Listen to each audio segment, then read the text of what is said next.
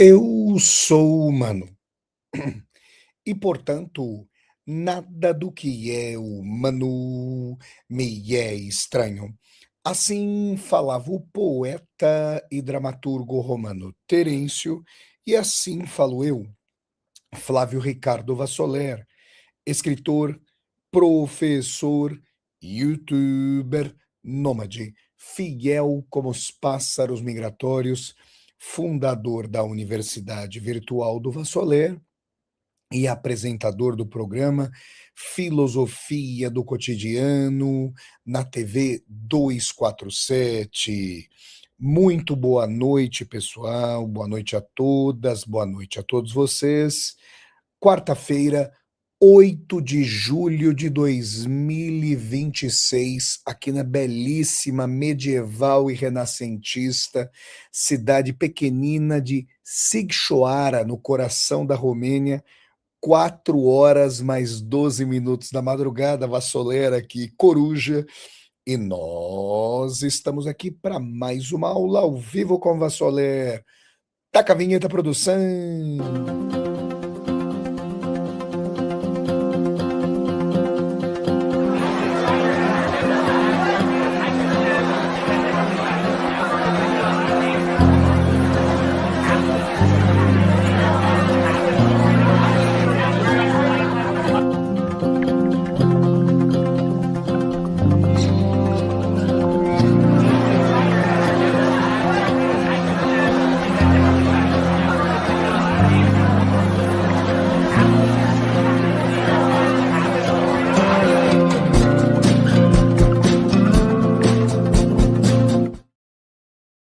Vamos lá, pessoal. Mais uma aula aqui com um tema candente do conflito Rússia-Ucrânia. Rússia de um lado, Ucrânia, OTAN, Estados Unidos de outro, envolvendo a análise de fragmentos importantes de uma recém-concedida entrevista do presidente da Rússia, Vladimir Putin, ao jornalista Pavel Zarubin, que é o entrevistador oficial do Putin há muitos anos. O Putin admitiu que está acontecendo uma crise energética na Rússia. Eu vou comentar isso com vocês, o que demonstra para nós que os ataques ucranianos com drones estão sendo bem-sucedidos em solapar usinas e refinarias russas de gás, de petróleo, gente, tá? Além disso, e aí, como é que fica a situação? Como é que está o fronte? Putin comentou várias questões, a gente vai analisar isso. Vocês estão vendo aqui, vocês estão ouvindo a minha voz claudicante ainda, vocês veem, né? Ó o que dá. Segunda-feira passada, eu torci muito para a seleção brasileira contra o Japão. Ganhamos. Perdi minha voz ali, ela não voltou inteiramente até agora. No jogo contra a Noruega, não teve nem espírito, não teve alma, mesmo assim, e nem deu para gritar muito, que o Brasil não empolgou nada, né? Brincadeira, mas a voz foi embora, não voltou até agora. Se Deus quiser, um dia ela volta. Então é isso. Gente, antes de mais nada, eu quero pedir a todas e a todos vocês que deem aqui um like no vídeo, que curtam o vídeo, que disseminem esse vídeo pelas redes sociais, para que nós possamos dialogar com cada vez mais e mais pessoas. Aqui embaixo do vídeo tem a tecla Seja Membro, vocês podem se tornar membros humanistas do canal. Tem também a tecla Valeu, para vocês poderem fazer uma contribuição financeira. Tá passando aqui ao pé do vídeo, no banner azul rotativo, a chave do Pix, para vocês poderem fazer um Pix aqui para o meu canal.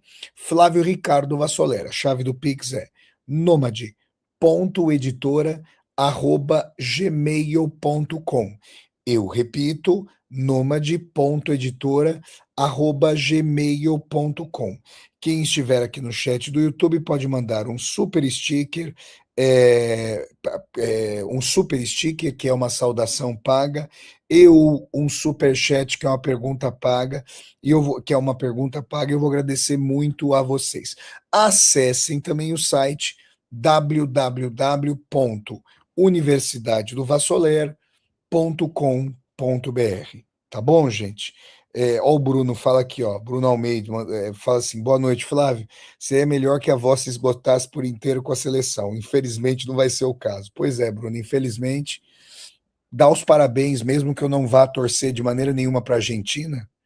O que a Argentina fez contra o Egito hoje, se classificando na Bacia das Almas, uma virada por 3-2, está tomando 2-0. A raça, a energia, a gana, a vibração do time. Se o Brasil tivesse um décimo daquilo, tinha ganhado da Noruega. Parabéns aí, viu? Parabéns, porque é uma coisa impressionante, hein? Impressionante. E o Messi, que perdeu o pênalti, depois fez um golaço. Tá aí, né? Se não fosse a França do outro lado do chaveamento, eu já cravaria a Argentina tetracampeã mundial. E vai caminhar para isso, tá, gente? Bom, pessoal, vamos lá para nossa análise a respeito de fragmentos importantíssimos da recém-concedida entrevista pelo presidente da Rússia, Vladimir Putin, ao seu jornalista chapa branca oficial lá, o Pavel Zarubin, que entrevista o Putin há muitos anos. Primeira coisa, gente, o Putin ele não participa de debates eleitorais. O Putin, quando participa de entrevistas, gente, todas as perguntas já estão previamente arquitetadas, tá? E vocês vão ver que, se vocês assistirem a essa entrevista concedida pelo Putin ao Pavel Zarubin, coisa que eu recomendo que vocês façam, o Putin muitas vezes está lendo o teleprompter e tal. Gente, não é só o Putin, obviamente, que lê teleprompter. Tem vários políticos, o Lula muitas vezes também, e tantos outros ao redor do mundo que leem teleprompter, tá? Então esse não é o ponto. Mas vamos lá. Façamos uma recapitulação para a gente chegar à entrevista propriamente dita. Faz mais ou menos 2 meses, talvez pouco menos de 2 meses, o Volodymyr Zelensky publicou uma carta aberta ao Putin, na qual demandava paz, exigia paz. Mas como é que você exige a paz? Quem pede a paz é que está perdendo o conflito. E, de fato, nas linhas de combate, a Rússia não é vertiginoso o avanço, mas vem avançando. E a Ucrânia mostra incapacidade de reversão das linhas de combate, tá? O Zelensky disse que se a Rússia não fosse para rodadas de paz, de negociação de paz, que a Ucrânia lançaria mão de uma operação especial de 40 dias para forçar a Rússia a fazê-lo, tá? E isso está acontecendo. Até então, os vídeos que eram postados por russos na internet de Moscou, de São Petersburgo, das regiões circunvizinhas da Ucrânia e mesmo de outras regiões, eram denegados por aqueles que ipsis literis tomam a propaganda russa como a verdade inabalável. Existe a propaganda mentirosa dos Estados Unidos e de seus correligionários do Ocidente, e existe a propaganda mentirosa da Rússia. E a propaganda mentirosa da Ucrânia. Estão todos interessados em fabricação de verdades. Tá? Ou na verdade, inverdades. Puxar a sardinha para sua brasa. Mas, gente, havia vídeos de pessoas de Moscou mostrando explosão de refinarias, chuva em que caía óleo.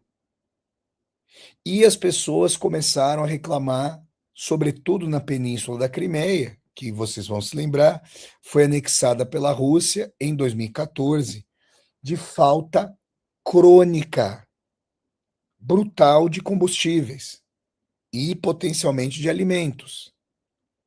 O que está acontecendo? A Ucrânia vem atacando com drones os caminhões que abastecem a Crimeia de combustíveis e alimentos. Até os motoristas têm se negado a fazer o trajeto porque sabem que são uma bomba relógio. Gente, o Putin vinha acontecendo tudo isso e nada. O Putin não se pronunciava. O Dmitry Peskov, porta-voz do Kremlin, porta-voz da Previdência, chegou a dizer: não, as providências estão sendo tomadas.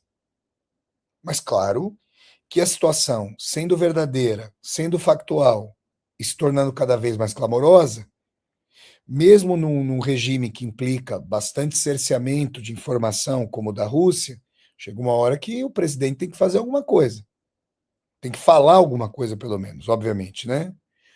E dessa vez veio à tona a voz do próprio Putin. Então, quero dizer uma coisa: as pessoas que acham que que não estão acontecendo ataques de drones da Ucrânia contra a Rússia, agora vão ter. As pessoas que acham que essa invenção, por invenção da Ucrânia ou do Ocidente, então ouçam o próprio Vladimir Putin falando.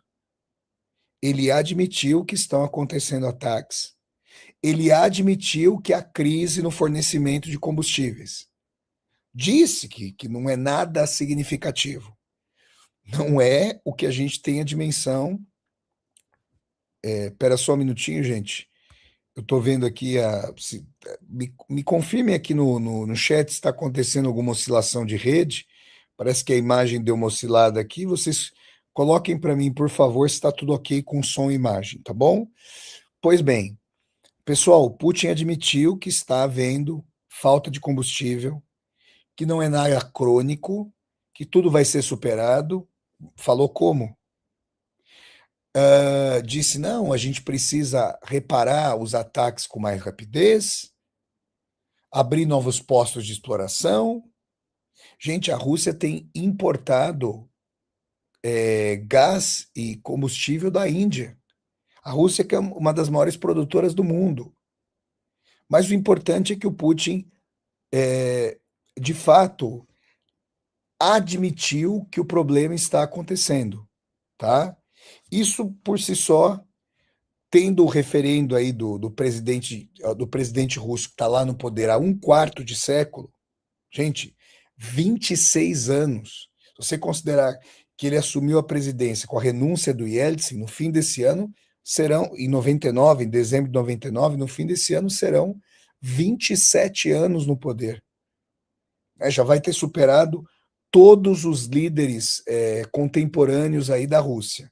Então, quero dizer para vocês o seguinte: ao admitir que isso está acontecendo, ele, na verdade, tem que se reportar a situação real das pessoas. Mas tem uma coisa ainda pior que foi admitida. O Putin chegou a dizer que a Crimeia tem mais alguns dias de suprimento de energia. Eu pergunto a vocês que estão assistindo a essa aula ao vivo com Vassoler. Pode ser que vocês estejam assistindo a gravação dessa aula. Quem estiver assistindo a gravação pode colocar um comentário aqui embaixo. Mas quem estiver assistindo a aula ao vivo pode colocar aqui um comentário no chat do YouTube. Se você soubesse que a sua cidade, eu, por exemplo, no Brasil, moro em São Paulo. Se você soubesse que daqui a poucos dias a sua cidade vai ficar sem combustível, o que você faz? Você não evacua a cidade? Gente, ninguém faz nada sem combustível. Não tem transporte público, ninguém se locomove, não tem ônibus, não tem Uber, não tem nada, zero. E como é que a comida vai chegar? É estado de calamidade, pessoal. A Crimeia, se ficar sem combustíveis e alimentos, vai haver evacuação das pessoas. Há notícias de que essa crise de combustíveis, por causa dos ataques de drones que a Ucrânia vem efetuando contra refinarias russas ao redor de vários pontos do país, que isso eventualmente pode chegar a afetar a linha de combate. Vocês estão entendendo isso? E houve até admissões por parte de altos representantes da Rússia de que, eventualmente, todos os pontos da Crimeia não poderiam ser defendidos. Vocês estão entendendo que a gente está chegando a uma situação que a Rússia ainda não enfrentara ao longo de todo esse conflito? Isso é resultado, gente, de uma utilização por parte da Ucrânia do estado de guerra assimétrica. O que o Irã tem utilizado contra os Estados Unidos? E os Estados Unidos voltam a atacar o Irã, quer dizer, É uma coisa trágica, gente, perigosa a escalada ali do conflito, né? O risco de escalada ainda maior. Mas vejam, o Irã fez ataques com drones não defendidos pelos Estados Unidos, ataques contra infraestruturas militares, energéticas dos Estados Unidos e das monarquias do petrodólar. E isso infligiu danos terríveis aos Estados Unidos e a seus parceiros comerciais. Foi isso que levou o Donald Trump à mesa de negociações, gente, não tenhamos a menor dúvida.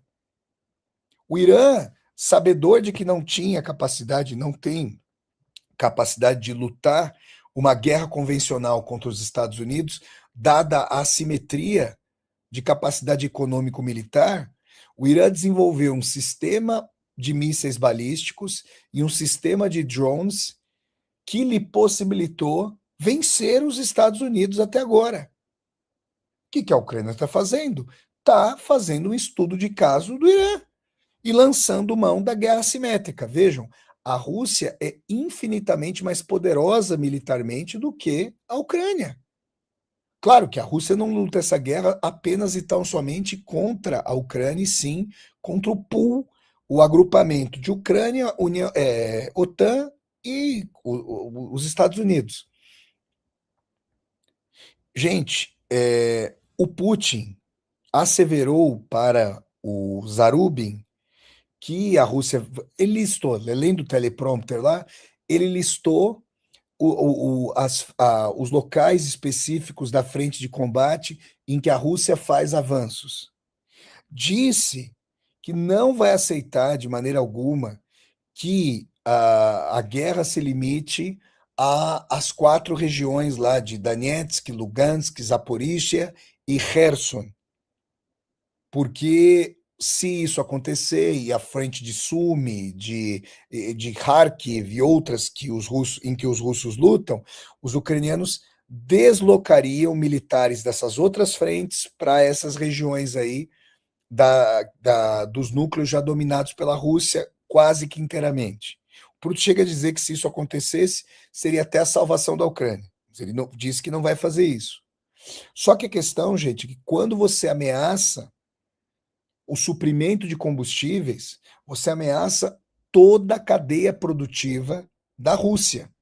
Você ameaça uma bomba inflacionária. Você ameaça a escassez de combustíveis para a frente de combate. Então, assim, ó, ninguém, nem eu, nem quaisquer outros analistas, temos acesso a todos os dados que mostrem para nós qual é a brutal, se é brutal a gravidade da falta de combustíveis na Rússia. Chegam vídeos aos quais vocês podem assistir de filas quilométricas na Crimeia. E eu quero dizer a vocês o seguinte: se a Crimeia for evacuada, se ficar uma situação de idade média energética na Crimeia, como é que vai haver combate por lá? Como é que os russos vão poder se defender? Como é que eles vão manter o território? Isso ameaça uma escalada do conflito. Porque se houver a possibilidade de a Ucrânia retomar a Crimeia, a doutrina nuclear russa fala de ataques com armas nucleares para garantir a soberania da Rússia. Mas aqui eu quero dizer uma coisa para vocês. Estados Unidos e países vassalos europeus, claro que a Ucrânia, que vê essa guerra como ameaça existencial, da mesma forma que a Rússia a vê, querem derrubar o Putin, querem insuflar a oposição interna para que, olha, é o seguinte, se a Rússia for ficar cada vez mais arrochada, entreguem o Vladimir Putin, deixem que o cabeça caia, a cabeça do cabeça seja decepada, para que a Rússia possa ter um outro tempo, digamos assim. Então, quero dizer o seguinte, eu estou agora, como eu disse a vocês, na Romênia, né? Estou numa linda e medieval e renascentista cidade chamada Sighisoara. Aguardem, o vídeo já está prontinho, amanhã ele está no ar para vocês, o novo vídeo das viagens de Vassolé, vocês vão ficar maravilhados com essa cidade, vai ser só o primeiro vídeo, eu vou fazer tantos outros, Eu só vou embora daqui no domingo de manhã, passo a semana toda por aqui. Vai ser maravilhoso. Quero dizer aqui o seguinte para vocês, tá? Quero dizer para vocês o seguinte. Pessoal, quando, em 1989, o Nicolae Ceausescu e a Helena Ceausescu, o casal de ditadores que havia aqui na Romênia, de 65 a 89, 24 anos no poder, Putin já o superou lá na Rússia. Quando eles foram fuzilados, no dia 25 de dezembro de 89, dia de Natal, aqueles que transigiram com esse ato, não é porque o Ceausescu deve pagar.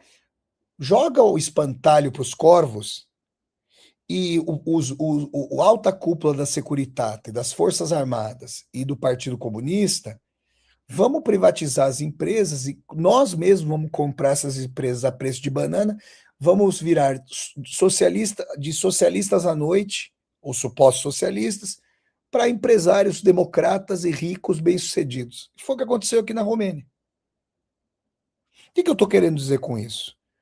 Pessoal, notícias ocidentais que certamente são peça de propaganda dão conta de que pode haver insatisfações dentro das próprias Forças Armadas e que um dos nomes insatisfeitos com a condução da Rússia nessa guerra, da guerra pela Rússia, seria o Sergei Shoigu. O Shoigu era ministro da guerra até pouco tempo e foi rebaixado pelo Putin. Ele teria motivos para insatisfação? Sim. Você está lá na cúpula, você cai, feliz você não vai ficar, certo? Vocês ficariam? Nem eu. Conhecendo a estrutura de comando putinista, se essas insatisfações estivessem sendo vocalizadas de fato, provavelmente o Shoigu já teria caído de uma janela do 20º andar, de um navio em movimento, teria sido atropelado, envenenado. Esse tem sido o destino de muitos opositores em relação ao putinismo, tá? Anna Politkovskaya, Alexei Navalny, Boris Nemtsov, um sem número de oligarcas, né? Agora, lembremos-nos de que há 3 anos houve uma tentativa de golpe de Estado contra o Putin, comandada pelo então líder do grupo Wagner, Yevgeny Prigozhin. Ele e os seus comandantes e os seus comandados, desculpem, foram até quase Moscou. A Guarda Nacional Revolucionária Iraniana ofereceu préstimos e homens para proteger Moscou, porque forças da Rússia, obviamente, estavam deslocadas para o fronte ucraniano. E hoje nós sabemos quão capaz é a Guarda Nacional Revolucionária do Irã, que mantém o regime de pé, que é, na verdade, agora a própria força, o próprio núcleo do regime iraniano, dos ayatolás, que agora a gente deveria chamar de regime da Guarda Nacional Revolucionária. Tá? Pois bem, o que aconteceu depois com o Prigozhin? Gente, ele morreu no acidente de avião. Ou foi morto, né, gente? Ele e os demais líderes foram explodidos no acidente de avião. Isso significa que o Putin logrou controlar quaisquer dissidências dentro da cadeia de comando das Forças Armadas russas. Isso significa... Cadê o Surovkin? Vocês se lembram do comandante militar da região sul da Rússia, o Surovkin? Esse camarada, não sei se vocês vão se lembrar, ele gravou um vídeo com um fuzil em cima das pernas, dizendo que as Forças Armadas russas, que os militares deviam obediência não ao Prigozhin, e sim à cadeia de comando militar. O que significa que, de fato, o Prigozhin era popular, até mesmo entre as lideranças, entre os soldados, a soldadela. Provavelmente o Surovkin foi pego como um insurgente contra o Putin, alguém que eventualmente estava conectado ao Prigozhin, pode ter tido dinheiro da CIA, dos Estados Unidos, do MI6 britânico, de oligarcas russos oposicionistas ao Putin, para que o Prigozhin liderasse essa tentativa de golpe de Estado, quem era Evgeny Prigozhin? Era um ex-presidiário, um ex-criminoso, estava ali na década de 80 no Chilindró da União Soviética, bandido contumaz. Esse camarada se tornou o chamado cozinheiro do Putin. Ele passou a comandar as empresas de suprimento de alimentos para as Forças Armadas da Rússia, ficou bilionário. Curiosamente, depois que ele caiu na desgraça do regime, aí a imprensa russa começou a mostrar a sua casa suntuosa. Se o Prigozhin é bilionário, o Putin é trilionário. Tá? Porque se ele é... Gente, é isso aí. Você é amigo do rei, você tem os benefícios dessa amizade. Mas a espada de Damocles, dependendo do que você faz, pode cair contra você. Tá? O que eu quero dizer aqui para vocês, de forma importante, é que o Prigozhin tenha caído significa que o Putin reforçou, primeiro, a repressão, utilizando serviços de espionagem, de inteligência. Lembremos que ele foi diretor do FSB. Primeiro que ele foi membro do KGB. Eu estive recentemente, faz muito tempo, aqui nessas viagens de vassoura pelo leste europeu, eu estive na cidade de Dresden, na Alemanha, belíssima cidade. Eu mostrei para vocês a antiga sede do KGB soviético lá em Dresden e mostrei o edifício onde o Putin morou. Aliás, eu fiz um vídeo falando sobre isso e na sede da Stasi, ali perto do KGB, eu mostrei a carteirinha de filiação do Putin. Quer dizer, ele era do KGB, mas tinha um braço na Stasi, que era o serviço, o KGB da Alemanha Oriental. Mostrei tudo isso para vocês.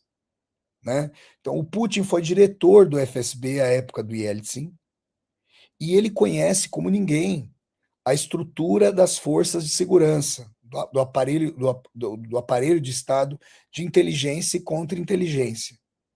Isso significa que ele coloca todos os subordinados em estrita vigilância, eventualmente há expurgos ou assassinatos de oligarcas, de potenciais opositores, e vigilância estrita e estreita das Forças Armadas. Mas não nos esqueçamos de que no dia 24 de junho de 2023, Vladimir Putin gravou um vídeo, ele também, a ser apresentado, claro, para a televisão russa, dando conta de que as Forças Armadas lhe deviam obediência. Você só grava esse vídeo se está acontecendo uma crise. Se não está acontecendo crise, você não grava esse vídeo. Tamanha a gravidade da situação, é claro. Pois bem, naquele momento debelou a crise política, político-militar, digamos assim.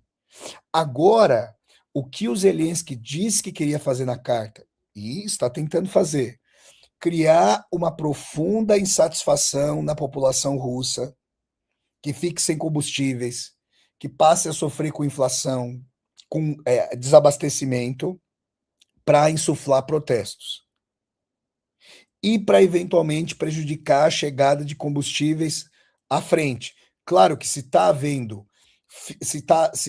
havendo filas quilométricas em vários postos ao redor da Rússia, é porque o combustível está sendo racionado em favor de quem? Claro que em favor das Forças Armadas, que estão disputando uma guerra. Acho que é óbvio a gente falar disso. Percebem, não? Então, gente, é uma situação que, uma vez envolvendo as colocações do próprio Putin, não pode ser negada mais. O que a gente vai ter que acompanhar?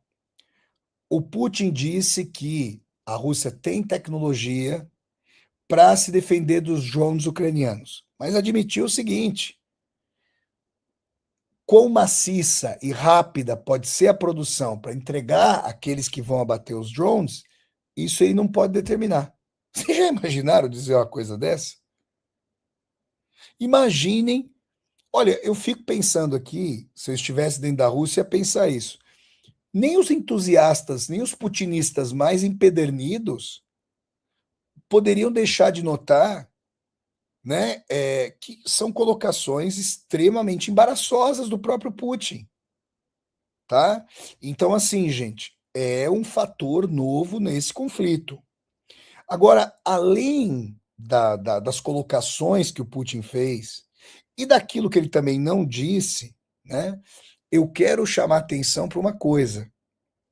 Peço a vocês, isso é pelo amor de Deus, gente, isso que eu vou dizer é natural para todo mundo.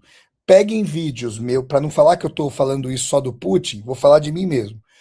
Peguem vídeos meus de 2020, quando começou o canal. Aliás, logo, logo vai estar em destaque aqui no canal o vídeo, a super live de 6 anos do meu canal do YouTube, Flávio Ricardo Vassoler.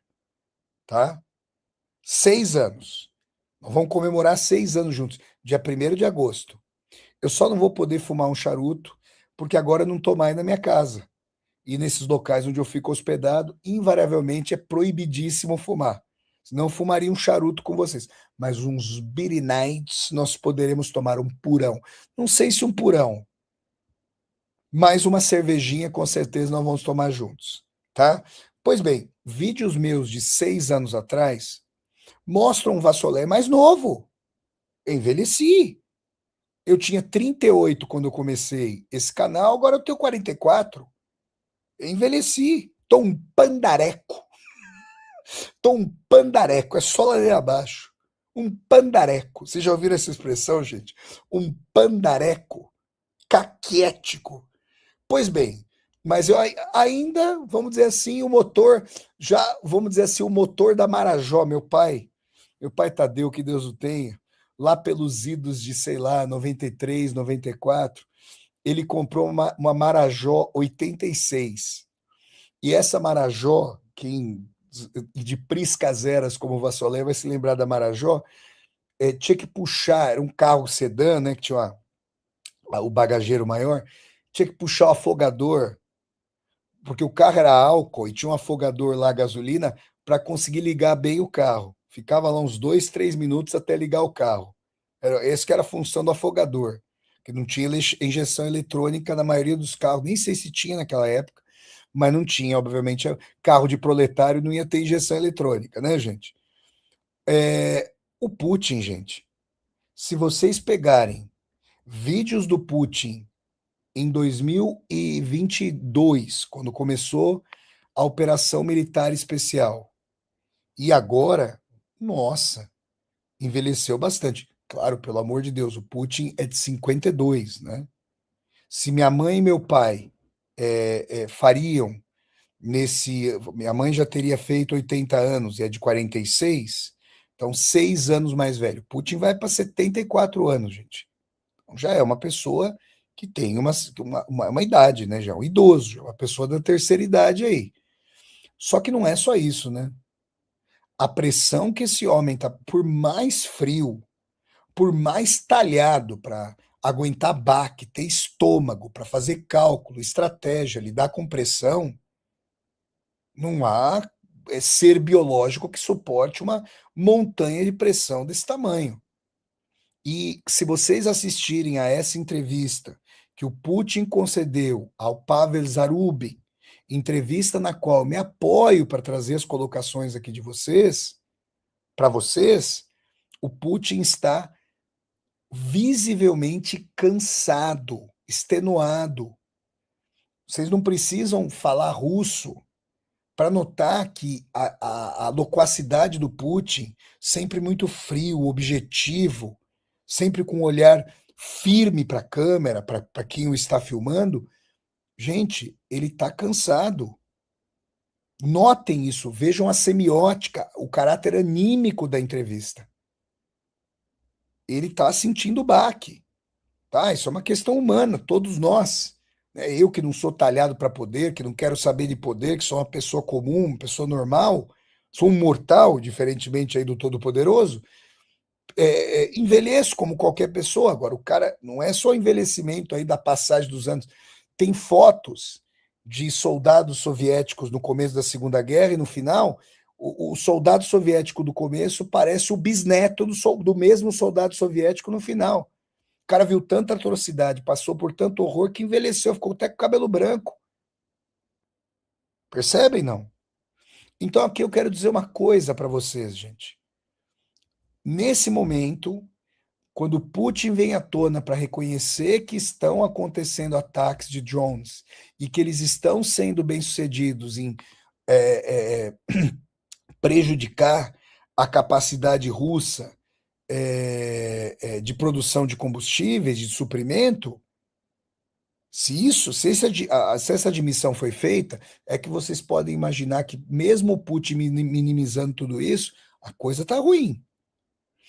Isso vai fazer com que a Rússia baixe a mesa de negociações? Não, porque o Putin sabe que negociações com a Ucrânia seriam acordos de Minsk reloaded. Me refiro aos acordos de 2015, quando o presidente da França, François Hollande, junto com a primeira-ministra da Alemanha, Angela Merkel, se sentaram com a mediação ali do Alexander Lukashenko, presidente da Bielorrússia, com o Putin e o presidente da Ucrânia de então, que não era o Zelensky ainda.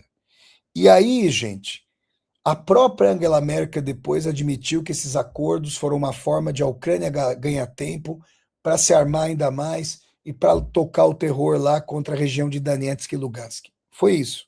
A Rússia não vai querer isso. E o Putin falou que seus objetivos são estabelecer o controle sobre todas as regiões nas quais já houve referendos, defender Nova Rússia. Vassoler, poderiam entregar a cabeça do Putin, no caso, o cabeça da Rússia, para eventualmente, se houver um colapso da economia, não está desenhado que isso vai se dar agora, mas se houver ataques sensíveis à infraestrutura energética, que isso pudesse implicar por parte de cadeias do comando que se rebelariam contra o Putin, digamos assim, uma entrega dele para uma concertação aí, digamos, com o Ocidente, não é um cenário impossível, nesse momento improvável, não se desenha nada nesse sentido. Mas mesmo com a repressão, com repressões a quaisquer protestos, podem espocar se o nível de insatisfação popular aumentar sensivelmente? Eventualmente, sim. Isso pode insuflar, isso pode fazer com que setores que se opõem ao Putin, dentro, obviamente, das Forças Armadas ou do Serviço Secreto, financiados por oligarcas, que ganhem, que se engracem para tentar algo. É isso que a Ucrânia quer, é isso que os países europeus querem, é isso que os Estados Unidos querem. Se vai se dar ou não, segundo Putin, não há nada que a Ucrânia possa fazer, mesmo com esses ataques, para modificar a situação consolidada da Rússia na linha de combate. Vamos acompanhar, é o que eu posso dizer a vocês. Eu venho acompanhando esse conflito, venho analisando para vocês esse conflito entre Rússia de um lado, Ucrânia, OTAN, Europeia e Estados Unidos de outro, desde o início, aliás, desde antes. Tem centenas de vídeos aqui na playlist, aulas ao vivo com Vassoler a esse respeito. Aí vocês podem acompanhar, vocês podem assistir a esses vídeos, alguns bem antigos, por sinal. E aí vocês vão ter essa dimensão. Agora, a cada vez que há um tema novo, candente, importante, como esse, eu venho aqui conversar com vocês, para deixá-los e deixá-las municiados aí dessas informações, dessas formações, dessas discussões. Tá bom? Qualquer novidade aí, contem comigo. E aguardem, 1º de agosto vai ser o dia dos 6 anos. Não são 6 dias, não são 6 semanas, não são 6 meses. São 6 anos de trabalho com o meu canal do YouTube Flávio Ricardo Vassoler, do qual vocês participam, ao qual vocês assistem. Então, quero agradecer já a todas e a todos vocês e já convidá-los. Mas logo, logo posto aqui. Tá bom, gente? Então é isso, gente, que eu tinha a falar em mais essa aula ao vivo aqui com o Vassoler. Eu peço que vocês deem aqui um like no vídeo, curtam o vídeo, disseminem esse vídeo pelas redes sociais para que nós possamos dialogar com cada vez mais e mais pessoas. Aqui embaixo do vídeo tem a tecla Seja Membro, vocês podem se tornar membros humanistas do canal. Tem também a tecla Valeu, para vocês poderem fazer uma contribuição financeira. Tá passando aqui ao pé do vídeo, no banner azul rotativo, a chave do Pix, para vocês poderem fazer um Pix aqui para o meu canal. Flávio Ricardo Vassolera. A chave do Pix é nomade.editora@gmail.com. Eu repito, nomade.editora@gmail.com. Se inscrevam aqui no canal e toquem a sinetinha para vocês poderem receber as notificações. E acessem também o site www.universidadedovassoler.com.br. Tudo atualizado lá no site, vocês podem acompanhar por lá também as viagens de Vassoler, as fotos que eu tenho das viagens aqui, que eu tenho compartilhado no Facebook, no Instagram, muitas delas também estão lá no site. A minha irmã Larissa, um grande abraço para ela, espelha os vídeos do canal do YouTube das viagens de Vassoler lá no canal, no site da Universidade Virtual do Vassoler, que vocês podem acompanhar. É só clicar www.universidadedovassoler.com.br. Tá bom, gente? Finda mais uma aula com Vassoler. Taca a vinheta, produção!